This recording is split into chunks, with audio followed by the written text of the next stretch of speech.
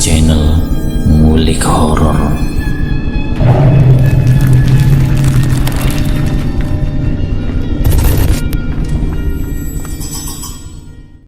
Assalamualaikum warahmatullahi wabarakatuh. Kembali lagi di channel Ngulik Horor.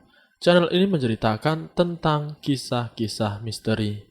Kali ini saya akan membawakan kisah misteri yang ditulis oleh Aryani Srikandi.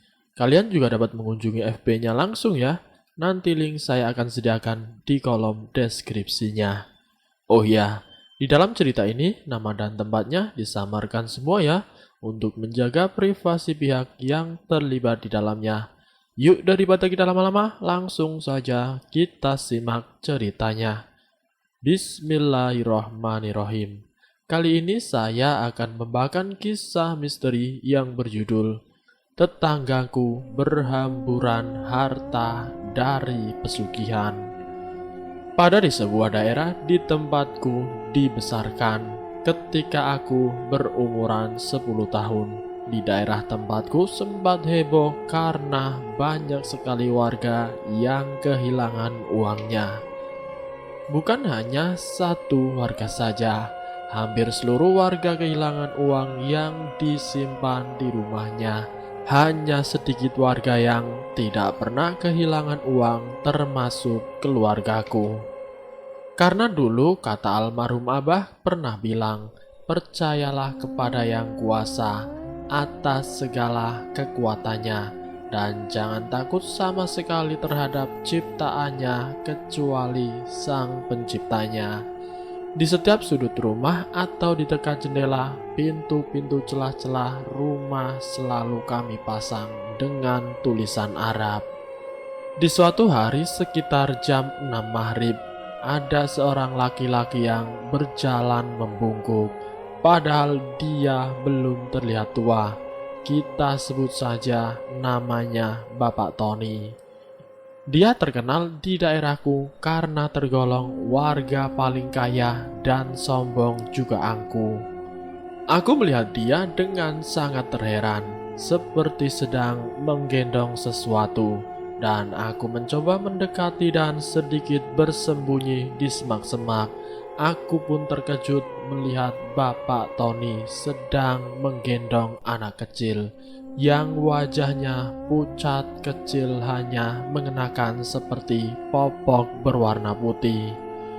Lalu aku pun sontak terkejut dan mulai berjalan mundur dengan berjalan perlahan-lahan. Gretak, gretak. Diriku tidak sengaja menginjak sebuah ranting-ranting kecil yang menimbulkan suara nyaring. Dan sontak aku berlari sekuat tenaga sebelum Bapak Tony datang melihat diriku. Ketika aku sampai di halaman rumah, tanpa aku sadari aku masuk tanpa mengucapkan salam. Sontak abahku marah dan aku keluar lagi dan masuk mengucapkan salam. Assalamualaikum, Aryani pulang bah. Abah pun menjawabnya, Waalaikumsalam. Kamu kenapa berlari-lari? Seperti habis melihat setan saja, ucap abahku sambil mengejek diriku yang masih capek berlari. Aku pun tidak berani bilang dan hanya mengajaknya main tebak-tebakan tentang masalah tadi kepada ayah. Anak kecil apa yang pakai baju pucat, botak, dan hanya pakai popok warna putih? Dan abah pun terdiam mendengar kata-kataku dan mengajakku ke tempat ruangan yang disiapkan keluarga sholat. Kemudian abah menjawab pertanyaanku. Kenapa adik bilang begitu? Tanda tanya di pikirannya. Iya, aku lihat itu sampai berlari kecapean, bah. Memangnya itu apa? Tanyaku. Itu bisa dibilang hantu anak-anak atau sering disebut tuyul, dek. Dia biasanya dipakai orang-orang agar menjadi kaya raya, atau disebut pesugihan tuyul, dek. Tapi perbuatan itu dibenci Allah, dek. Jika kamu ketemu atau melihat lagi, usahakan sekuat tenagamu untuk membacakan surat-surat Al-Quran yang kamu hafal ya. Jawab Abah menjelaskan. Iya bah, adik mengerti kok. Aku pun keluar untuk mengambil wudhu untuk mengikuti keluarga sholat maghrib berjamaah. Aku pun selesai sholat langsung ke kamar untuk beristirahat sejenak. Kemudian diriku kepikiran sama yang kulihat tentang Bapak Tony. Apakah Bapak Tony melakukan pesugihan yang seperti Abah ucapkan tadi? Tanpa aku sadari jam sudah menunjukkan pukul 10 malam. Aku pun bergegas untuk ke kamar mandi, membuang air kecil sama gosok gigi, dan kembali ke kamar lagi buat tidur dan tidak lupa membaca doa, dan langsung aku memejamkan mata. Di saat aku memejamkan mata, tapi pikiranku masih tentang Bapak Tony. Aku mencoba untuk bisa tertidur tapi masih sia-sia. Yah, terpaksa aku tidak tidur malam itu. Yah, karena aku masih kecil mainnya HP, tapi bukan HP Android seperti sekarang. Main bola merah kecil di HP Nokia. Dan tidak terasa jam menunjukkan pukul 1:30 dini hari. Sudah terlalu malam. Dan aku pun mulai merasakan ngantuk dan aku tertidur pulas. Dek, bangun, sudah subuh. Bangun, subuh. Bangun tidak? Aku mendengar dengan suara samar-samar. Ada yang memanggilku dari pintu kamar. Masih di posisi ngantuk, aku pun kembali tidur membiarkan suara yang memanggil. Tidak lama dari itu, baru sebentar aku memejamkan mata, terdengar suara yang memanggil-manggil lagi, diiringi ketukan pintu kamar. Dek, bangun, subuh, dek. Kalau tidak mau bangun, ntar pintunya aku hancurin loh. Aku pun bangun setelah mendengar suara kata-kata itu, suara Abah yang sedang memanggil. Aku pun langsung berdiri dan berjalan menuju pintu, dan langsung membuka pintu. Abah yang berdiri dengan raut wajah agak marah karena aku tidak bangun-bangun, dan Abah bertanya kepadaku kenapa dipanggil tidak menyahut. Dek, dek, dek. Jantungku berdebar kencang karena takut, dan aku menjawabnya, maaf, tadi adek masih ngantuk kak, karena semalam tidur jam 2 malam. Dan beliau beristighfar mendengarnya. Kenapa tidurnya malam sekali? Ya sudah, sana mandi, udah siang. Aku pun bergegas melaksanakan yang disuruh. Dan kemudian aku pun dipanggil oleh ibu yang meminta ditemenin buat beli sayur ke warung yang tidak jauh dari rumah. Setelah sampai di sana, banyak ibu-ibu yang menggosipkan tetangga rumah yang kehilangan uang lagi. Aku pun menarik baju salah satu ibu-ibu di situ, dan aku bertanya, memangnya bisa hilang kemana uangnya? Dan dijawab oleh ibu-ibu yang bajunya aku tarik, diambil oleh tuyul dek, makanya daerah kita berjaga-jaga sekarang. Karena sudah banyak yang jadi korban kehilangan, jawab ibu itu, dan aku pun hanya terdiam. Tidak lama dari itu, ibuku menegur, ayo pulang dek. Dan dia berjalan, aku masih terdiam memikirkan tentang tuyul itu. Kemudian ibuku menegur lagi, kenapa kamu diam terus dek? Tanya ibuku. Tidak apa-apa kok bu, hehe. Jawabku setengah bercanda. Tidak jauh dari jalan tempat kami lewat, ada seorang pengemis yang menangis di kakinya Bapak Tony. Kami melihat pengemis itu ditertawai dan ditendang sampai jatuh ke jalan. Kemudian aku dan ibuku mendekat dan menolong seorang pengemis itu. Lalu kami bertanya kepadanya, kenapa pak? Tanyanya kepada bapak pengemis itu. Lalu seorang pengemis itu menjawabnya, saya hanya minta sumbangan dengan seikhlasnya. Tapi Bapak Tony ini bilang mau memberikannya uang dengan syarat harus sujud-sujud di bawah kakinya. Dengan wajah sambil menangis, tapi kenapa dia malah mencaci maki saya dengan keji sampai saya ditendang, ucap seorang pengemis itu. Kemudian ibuku ingin bertanya kepada Bapak Tony, kenapa bisa begitu? Tapi beliau sudah meninggalkan kami bertiga di situ dengan tertawa terbahak-bahak. Dan kemudian aku mengeluarkan uang jajanku dan memberikan kepada pengemis itu. Lalu kami pun meninggalkan pengemis itu dan beranjak pulang ke rumah. Setelah sampai di rumah, aku izin main sama teman-temanku. Dan aku pun diizinkan, aku langsung menuju ke lapangan untuk bermain bersama teman-teman seumuranku. Saat kami hendak bermain di lapangan, tidak jauh kami melihat sebuah mobil berwarna hitam yang berjalan kencang ke arah kami. Lalu kami pun sontak berlari kocar-kacir entah kemana. Dan di situ salah satu temanku ada yang terjatuh. Dan mobil itu menuju ke arahnya. Saat tinggal beberapa meter lagi, mobil itu berhenti dadakan dan kami cepat-cepat menolong teman yang terjatuh itu. Tidak lama kami datang, pemilik mobil itu keluar dan kami semua terkejut melihat pemilik mobil itu adalah Bapak Tony. Dia keluar dengan wajah marah besar kepada kami dan kami semua dimarahin habis-habisan, dicaci maki dengan kata-kata kasar keluar dari mulutnya. Anak kampungan, anak orang miskin, tidak ada tempat bermain lagi apa? Dasar anak orang miskin macam kalian ini sudah badan kotor, jelek, kulit tidak sama seperti manusia.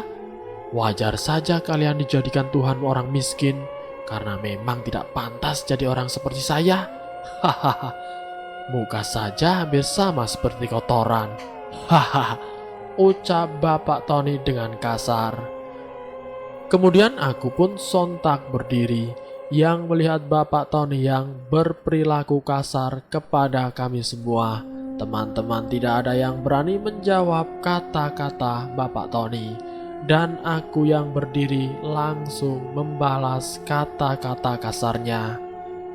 Bapak Tony kok bilangnya seperti itu kepada kami?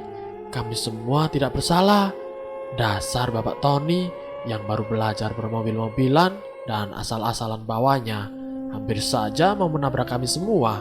Jawabku setengah bergetar. Lalu sebuah tamparan menuju ke wajahku. Prak!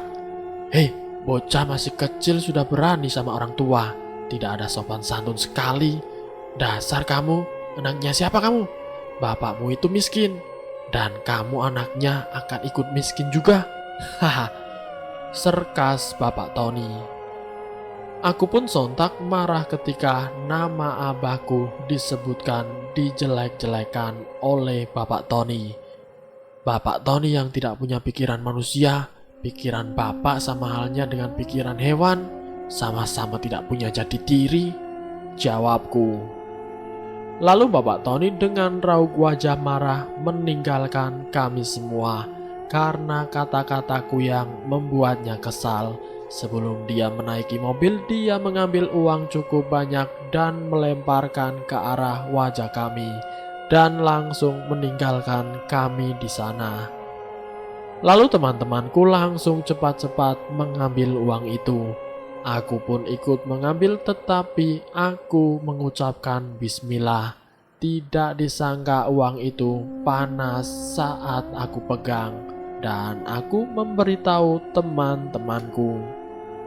Taruh lagi uangnya, jangan diambil, ini uang haram. Dan sontak teman-temanku terdiam. Dan kami semua pun meninggalkan uangnya di tempat itu. Kami pun berjalan menuju rumah masing-masing. Saat aku hendak pulang sendirian, aku melihat Bapak Tony di rumah, sedang berbicara, tidak tahu bicara apa yang aku lihat. dia berbicara dengan anak kecil itu lagi di rumah tingkat 2-nya itu. Bapak Tony adalah terbilang orang yang sangat kaya raya. Rumahnya saja cukup besar dan bagus. Dan aku berhenti ingin sekali tahu apa yang mereka berdua bicarakan. Tapi Bapak Tony mengetahui keberadaanku di bawah dan langsung menutup hordeng jendelanya. Lalu aku pun pergi menuju rumah dengan cepat-cepat. Takutnya Bapak Tony turun. Tidak lama dari itu aku melihat Bapak Tony mengeluarkan mobilnya dan menuju ke arahku. Kemudian aku sontak teriak ketakutan karena posisiku dan rumah masih agak jauh. Tidak lama mobil Bapak Tony ke arah diriku yang sedang berlari. Mobil ditancap gas hingga ingin mencelakai diriku saat itu. Tapi beruntungnya diriku melompat ke got agar tidak ditabrak oleh mobil Bapak Tony yang hanya beberapa meter lagi mengenai diriku. Aku pun keluar dari got dan berlari sekuat tenaga dalam keadaan basah oleh air got menuju ke rumah. Alhamdulillah aku pun sampai di rumah dan langsung mengunci pintu. Dan aku mengintip dari jendela mobil Bapak Tony melewati rumahku. Aku masih merasa sangat takut karena kejadian itu. Tiba-tiba tanpa aku sadari di belakang diriku ada bak. Aku teriak panjang sambil teriak kencang. Dan aku mendengar suara abahku yang berbicara. "Kamu kenapa sih, Dek? Kok bilang gitu?" Abahku penasaran dengan diriku dan banyak tanda tanya di dirinya itu. Aku pun cepat-cepat kabur menuju kamar mandi untuk membersihkan diri karena aku kotor sekali. Dan setelah selesai kemudian aku ke kamar untuk beristirahat karena kecapean berlari-lari demi nyawa agar tidak melayang. Malam pun tiba, sekitar jam 7 malam aku keluar ke warung. Tidak sengaja aku melihat Bapak Tony yang mengelilingi rumah Bu Wira yang sedang mempunyai uang di lemarinya. Dan tanpa diduga itu adalah tempatnya buat beraksi dengan anak kecil yang digendongnya. Aku pun bergegas lari pulang. Sebelum aku meninggalkan mereka, aku mendengar mereka berbicara akan datang ke sana jam 1 malam, dan aku pun berniat untuk melihat mereka. Aku sudah datang dan bersembunyi di atas pohon mangga yang di seberang jalan rumah Bu Wira. Tidak lama kemudian aku melihat jam tangan sekitar jam 1 malam. Bapak Tony dan anak kecil itu beraksi tanpa mereka sadari kehadiran diriku itu. Dan anak kecil itu masuk menembus dinding seperti asap. Aku pun terkejut bahwa anak kecil itu adalah tuyul yang dimaksud warga yang suka mengambil uang. Tidak lama kemudian aku melihat tuyul itu sedang mengambil beberapa uang yang disuruh Bapak Tony. Bapak Tony berpesan, ambil semua uang yang ada, tinggalkan 11 lembar. Dan benar saja tuyul itu keluar sambil menggendong tas yang tidak lain adalah uang semua. Kemudian Bapak Tony bergegas untuk pergi dari tempat Bu Wira karena waktu sudah menunjukkan pukul 3 dini hari, yang artinya tidak lama lagi timbul fajar. Aku pun kemudian ikut untuk pulang ke rumah. Ketika sudah pagi hari, semua warga heboh karena teriakan Bu Wira yang sangat histeris. Kemudian semua warga bergegas ke tempat Bu Wira. Bu Wira menangis terseduh-seduh setelah mengetahui bahwa uangnya hilang dan hanya sisa 11 lembar. Aku pun hanya berdiam diri melihat semua ibu-ibu yang mencoba menenangkan Bu Wira yang sedang kena musibah itu. aku tahu siapa sebenarnya, tapi aku tidak mau karena tidak ada bukti untuk menunjukkan orangnya. Dan lalu aku hanya bisa bilang, "Bersabar ya Bu, ikhlaskan, nanti diganti Bu," ucapku kepada Bu Wira. Dan kemudian Ibu Wira menjawab, "Ya gimana mau sabar Aryani, Ibu sangat sedih dengan musibah ini." Jawabnya, "Iya Bu, yang ikhlas ya. Lain kali uang Ibu Wira diikat kencang-kencang pakai karet ya. Dan tempat Ibu naruh uang dikasih kacang hijau 13 biji. Jangan lupa buku Yasin ya Bu," tanyaku menjelaskan. "Buat apa itu Aryani? Biar kenapa harus gitu?" Ada salah satu warga menjawab pertanyaan Bu Wira. "Ikutin aja Bu kata-katanya. Ibu ingat kan kejadian 3 tahun yang lalu yang diperbuat oleh Aryani ke semua warga seperti apa?" Dan Bu Wira menjawab, "Ya udah Aryani, Ibu lakukan ya. Dan doanya jangan lupa ya Bu. Dan selalu ingat sama Allah," ucapku masih lagu polos. Dan tidak lama itu masih banyak warga yang menjadi korban kehilangan uang-uangnya. Sudah banyak warga yang tidak mau tinggal di daerah itu lagi. Dan sudah banyak warga yang tidak tahan atas teror hilangnya uang warga. Aku pun ikut perhatian atas segala warga. Dan aku pun sekarang tidak ikut diam atas yang telah dilakukan. Dan aku pun sudah membuat rencana sama seluruh warga, kecuali tanpa sepengetahuan Bapak Tony. Rencananya begini ya Bapak-bapak, Ibu-ibu, malam nanti jangan ada warga yang keluar, kecuali aku yang memantau rumah siapa selanjutnya jadi korbannya, oke? Dan kita suruh tuan rumah buat melakukan apa yang aku perintahkan, agar kita bebas dari semua masalah ini," ujarku menjelaskan. Warga pun setuju dan mengikuti apa yang aku perintahkan. Malam telah tiba, aku pun keluar dengan meminta perlindungan dari Allah. Dan aku pun bergegas menaiki satu pohon tinggi untuk memantau siapa yang akan lewat. Sudah 2 jam aku di atas pohon itu. Dan tidak lama aku melihat seorang laki-laki dan anak kecil digendong. Dan benar saja itu adalah Bapak Tony dan juga tuyul itu. Mereka terus berjalan dan sampailah di sebuah rumah yang cukup besar untuk memantau kondisi rumah itu. Dan mereka menetapkan bahwa itu rumah sasaran mereka. Dan mereka pun pulang, kemudian akan keluar sekitar jam 1 dini hari. Dan aku turun ketika mereka berdua sudah cukup jauh.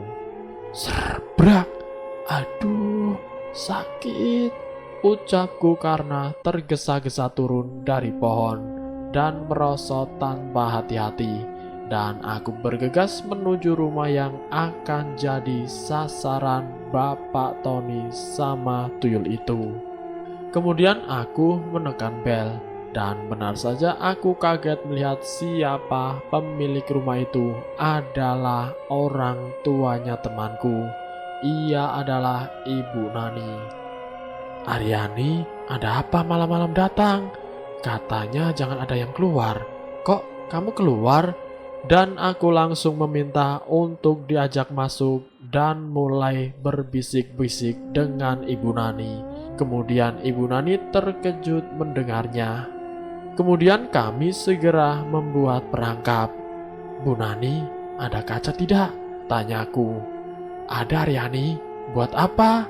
jawabnya sambil menyerahkan kaca. "Udah Bu, kita ke kamar. Taruh uang Ibu ke lemari. Dan taruh kaca ini di pintu lemarinya ya. Terus apa lagi?" "Udah Bu, cukup. Tinggal kita bikin air putih yang dibacakan surat-surat Al-Quran dan menaruhnya di samping tempat tidur," jawabku menjelaskan. Ketika jam sudah menunjukkan pukul 1 dini hari, kami pun pura-pura tidur. Dan benar saja aku melihat tuyul yang masuk menembus dinding. Sedangkan Ibu Nani diam karena tidak tahu apa-apa. Kemudian tidak lama aku melihat tuyul yang menuju tempat jebakan kami. Benar saja lemari itu dibuka dan betapa terkejutnya tuyul yang kepanasan yang melihat kaca itu di hadapannya. Dan tuyul itu disedot oleh kaca itu. Aku pun langsung bangun dan mengambil air yang kami telah siapkan dan langsung menyiramkan kaca agar tuyul tidak bisa keluar. Kemudian aku dan warga beramai-ramai di lapangan melihat tuyul yang terjebak di dalam kaca. Banyak yang melihatnya dikarenakan sudah di dalam kaca. Banyak yang takut dan membaca doa, lalu tuyul itu menangis kepanasan atas doa-doa warga. Dan aku melihat di sisi lapangan Bapak Tony yang berdiri sendiri dengan menundukkan kepalanya karena ia takut. Tidak lama dari itu aku ketahuan oleh bapakku. Aku melakukan hal ini yang membuat bapakku marah. Tapi aku memberitahu kalau tuyulnya ketangkap oleh aku. Dan abahku melihat tuyul itu langsung menarik tuyul dari kaca dan dipekik lehernya hingga aku melihat abahku memasukkan tangannya ke saku belakang. Dan benar saja sebuah pisau yang terdapat banyak tulisan ayat-ayat Al-Quran yang amat kecil. Tidak lama dari itu abahku serak, satu tangan tuyul itu dipotong dan tuyul itu menjerit kesakitan. Dan diiringi suara Bapak Tony yang histeris, yang menangis kesakitan. Aku pun dan warga yang lain melihat dengan jelas bahwa tangan Bapak Tony perlahan-lahan putus. Aku dan warga yang lain melihat dengan jelas bahwa tangan Bapak Tony perlahan-lahan putus dan terjatuh di tanah seperti tangan tuyul itu. Dan kemudian semua sadar kalau Bapak Tony adalah tuannya. Warga pun bergegas ke tempat Bapak Tony untuk bertanya-tanya.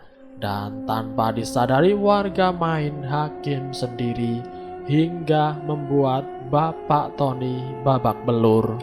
Dan tidak lama istri Bapak Tony berlari secepat mungkin ke lapangan untuk menolongnya. Tapi alhasil ketika istrinya datang langsung memeluk Bapak Tony yang sudah tidak berdaya lagi. Aku dan Abah bergegas ke sana dan kami semua melihat Bapak Tony yang sedang kejang-kejang karena sudah menunjukkan bahwa ajalnya sudah datang. Dan abahku langsung duduk menyuruh Bapak Tony untuk mengucapkan syahadat. Tapi ketika ingin mengucapkan kata pertamanya, Bapak Tony memuntahkan ulat-ulat belatung yang sangat banyak sekali. Warga yang melihat merasakan jijik melihatnya. Dan Bapak Tony pun tidak bergerak sedikit pun, langsung kaku seperti patung. Dan istrinya pun menangis. Dan ketika aku melihat ke arah istrinya, di tengah-tengah bajunya mengalirkan darah di sekitar payudaranya yang cukup banyak sekali. Dan istrinya berucap, bagikan semua harta-harta kami ke semua orang. Dan tiba-tiba terjatuh di samping Bapak Tony. Dan istrinya pun ikut menyusul Bapak Tony, yaitu tidak bernyawa. Kemudian semua warga membawa sepasang suami istri itu ke rumahnya untuk dikebumikan dengan layak dan sesuai agama. Kemudian ketika ibu-ibu yang sedang memandikan jenazah istrinya yang tiba-tiba berbau busuk, dan semua ibu-ibu keluar dari tempat memandikan. Tanpa disadari jenazah Bapak Tony pun masih mengeluarkan bau busuk sekali. Bapak-bapak ibu-ibu pun tidak ingin memandikan jenazah itu. Lalu aku dan Abah datang untuk memandikan jenazah suami istri itu. Abah memandikan jenazah Bapak Tony sedangkan aku istrinya. Namun ketika ingin masuk memang baunya busuk sekali. tapi aku berusaha meminta bantuan kepada Allah agar diberi kemudahan dalam mengerjakan semua ini. Ketika air siraman pertama, kedua, dan seterusnya, alhamdulillah selesai dengan lancar. Ketika aku keluar melihat abahku yang sudah duduk-duduk, seperti sudah selesai dengan memandikan jenazah Bapak Tony. Dan kemudian aku mendekat dan bertanya kepada abah. "Sudah selesai, bah?" tanyaku. "Udah kok, nak. Ayo kita masuk. Biarkan warga yang membawanya masuk," jawabnya. Ketika kami masuk, brak, brak, brak, kedua jenazah terjatuh dari lantai atas dengan sendirinya. Semua orang hanya diam melihatnya. Ketika semua orang melihat jenazah yang terjatuh, dan abahku mulai menyuruh semua warga untuk membantu agar semuanya cepat selesai. Ketika sudah dikainkan keduanya, tiba-tiba bau busuk menusuk penciuman semua orang, seperti bau sampah bercampur bangkai. Kami semua hanya bisa menahannya, dan semua orang pun mulai mengangkat kedua jenazah itu yang beratnya melebihi 1 ekor sapi. Singkat cerita, kemudian kami semua berjalan ke tempat TPU. Saat di tengah jalan, hujan pun turun, tapi tidak menghalangi kami semua. Lalu tiba-tiba, tanpa disangka, dar, dar, tir menyambar kedua jenazah itu, lalu kebakar sampai menjadi debu. Padahal saat itu sedang hujan yang cukup deras. Kami hanya bisa membaca sebuah doa untuk kejadian yang telah menimpa suami istri itu. Ketika api sudah padam, kami semua membereskan tempat itu, dan aku lalu mengambil abu sisa dari kedua suami istri itu dan memasukkannya ke dalam guci, lalu menguburkannya di TPU bersama-sama dengan warga. Kemudian kami pun pulang. Ketika kami sudah di gerbang TPU, petir kembali menyambar tempat itu. Kami semua hanya bisa beristighfar atas semua itu.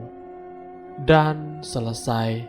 Itulah kisah misteri yang berjudul "Tetanggaku Berhamburan Harta dari Pesugihan".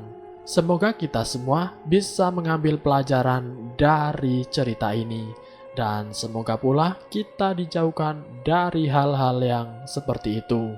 Semoga kita selalu dalam lindungan Allah Subhanahu wa Ta'ala. Ambil sisi positifnya dan buang jauh-jauh sisi negatifnya. Terima kasih sudah mampir di channel kami. Jika kalian tertarik dengan video kami, silahkan tekan tombol like, share, dan komen. Tekan subscribe untuk mengikuti video kami selanjutnya. Wassalamualaikum warahmatullahi wabarakatuh.